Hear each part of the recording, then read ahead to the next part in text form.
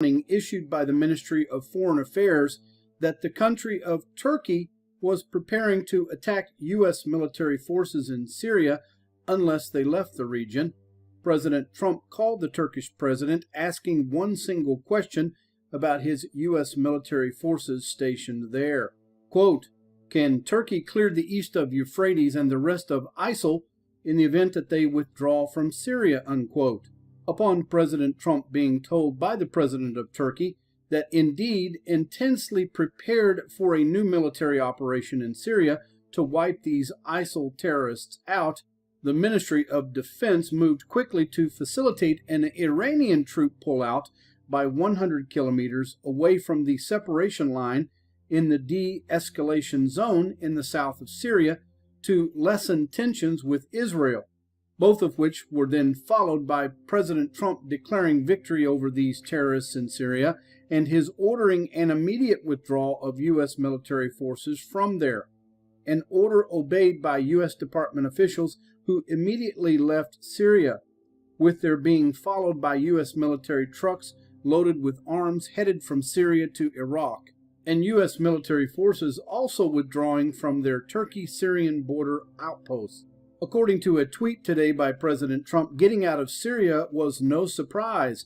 I've been campaigning for it for years, and 6 months ago, when I very publicly wanted to do it, I agreed to stay longer. Russia, Iran, Syria, and others are the local enemy of ISIS, and the United States is doing their work. Time to come home and rebuild. The most important thing to understand about President Trump ordering the withdrawal of all U.S. military forces from Syria is that it's the second time he has done so, with his first attempt to do so being about 6 months ago, when he declared that, quote, "it's time to leave Syria," unquote, but whose order was met with insubordination by U.S. Army General Joseph Votel, who fired back at President Trump stating, quote, "we're staying," unquote. And at the time, President Trump did not counter, ordering Votel to work with Russia to wipe out these terrorists.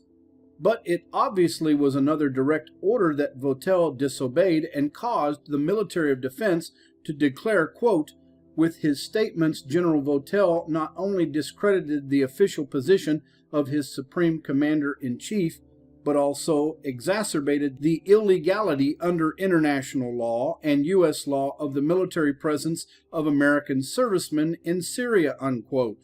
With the insubordinate and dysfunctional General Votel being a protege of U.S. Army General Stanley McChrystal, the former commander of NATO forces in Afghanistan, who recently told Secretary of State Mike Pompeo that he did not know what to do in Afghanistan at all. But his best suggestion was for a small number of troops to remain and muddle along in the country. It was little wonder that President Trump tapped U.S. Marine Lieutenant General Kenneth F. McKenzie, Jr. to take command of the U.S. wars in the Middle East and Afghanistan. Moving directly to counter General Votel, President Trump then appointed U.S. Army Lieutenant General Francis Bardette to head the U.S. Army Special Operations Command, and whose investigation of the military forces overseen by General Votel and McChrystal during the 8-year reign of the Obama-Clinton regime, shockingly discovered that these once highly skilled and professional Special Forces troops had been reduced to being nothing more than a pack of ruthless drug dealers, leaving President Trump no choice but to recall all of them from Syria, and just hours ago, his further ordering over 7,000 of these troops out of Afghanistan, with the remainder to follow shortly after.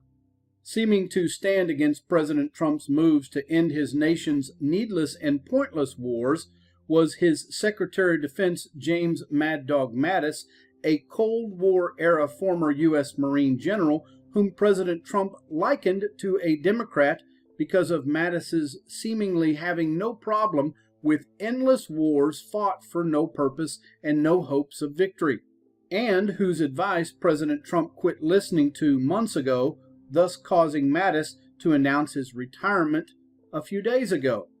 And that caused, in a rare moment of clarity, the New York Times itself to correctly observe, quote, For most of his tumultuous 23 months in office, President Trump has tried to shake off anyone who would restrain his insurgent style of leadership. With the resignation of Defense Secretary Jim Mattis, Mr. Trump, as they said, is at last a president unbound, unquote. As to what the now unbound President Trump is really moving towards and why he recalled all of his aircraft carrier battle groups to their U.S. ports can be seen evident in a number of not-so-subtle clues scattered around the geopolitical landscape, showing that he believes his own nation's deep state is his greatest threat, and to which he plans to meet with such examples as Lieutenant General Bordet, his new commander of the U.S. Army Special Operations Command, having commanded Special Forces troops at Fort Carson, Colorado, specifically the 4th Command Aviation Brigade, whose helicopter forces were deployed to Europe earlier this summer when he took command, but whose forces on December 5th of this year were notified that their Christmas leave was canceled, and whose only clue as to why emerged on December 12th of 2018, when a unit of these Special Forces troops, their helicopters and specialized stealth boats, mysteriously popped up in Florida to conduct a high-valued prisoner extraction exercise, and whose secretive travel from Europe to the United States was hidden in massive plumes of radar-deflecting chaff exploding on radar screens from Maine to Florida. We can expect more resignations at the Defense Department. Jennifer Griffin reporting live from the Pentagon. What do you know, Jen? Well, Shep, I'm told the final straw for Mattis was the president's order to withdraw from Syria. The last 18 hours sealed his decision. It appears his resignation letter was already written when he went over to the White House yesterday at about 3 p.m. with the letter in hand. He spent about 45 minutes with the president. Before leaving for the White House, he watched the president's video explaining his decision to pull out of Syria, with Mr. Trump pointing to the sky, saying he was doing it for the troops who had died. 50 copies of Mattis's resignation letter had already been printed and were in a folder in his office to be distributed upon his return from the White House. Mattis believes pulling out of Syria is a betrayal of the Kurds, as John Roberts mentioned, and the Syrian Democratic Forces, U.S. allies who U.S. military leaders believe will be slaughtered after the U.S. leaves Syria, as well as refugees who are on the ground there being protected by U.S. forces. Here are the highlights from Mattis's resignation letter. Quote, "You have the right to have a Secretary of Defense whose views are better aligned with yours. My views on treating allies with respect and also being clear-eyed about both malign actors and strategic competitors are strongly held and informed by over 4 decades of immersion in these issues." From the beginning, Mattis was concerned about how President Trump treated U.S. allies and spent much of his time as Defense Secretary reassuring those allies after President Trump disrespected them repeatedly and made decisions without consulting with NATO and South Korea and others, Shep. Jennifer, any talk of possible replacements yet? Well, it's not clear who will take the job of Defense Secretary if the president sticks to his plan to pull out of Syria. General Jack Keane has already said he won't take the job. Senator Tom Cotton is mentioned as a top choice. Cotton, a former Army captain, served in Iraq and Afghanistan. Hard to imagine him overseeing a pullout from Syria. He's already signed a letter with other senators, including some Democrats, opposing the pullout. Most likely Mattis's deputy, Patrick Shanahan, who gave President Trump cover for his Space Force, which the Pentagon, for the most part, opposed, will be asked to stay on as acting Defense Secretary. Shep. Where do things stand on Afghanistan? We've been hearing about a possible troop pullout there.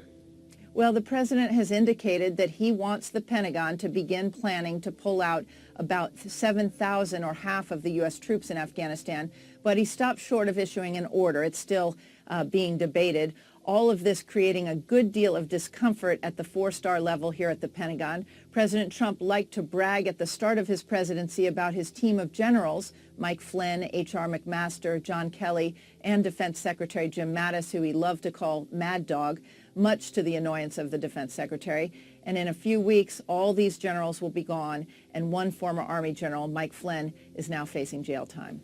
By the 1970s, President Lincoln had become a hero of political conservatives for his intense nationalism, support of business, his insistence on stopping the spread of human bondage, his acting in terms of Lockean and Burkean principles on behalf of both liberty and tradition, and his devotion to the principles of the Founding Fathers.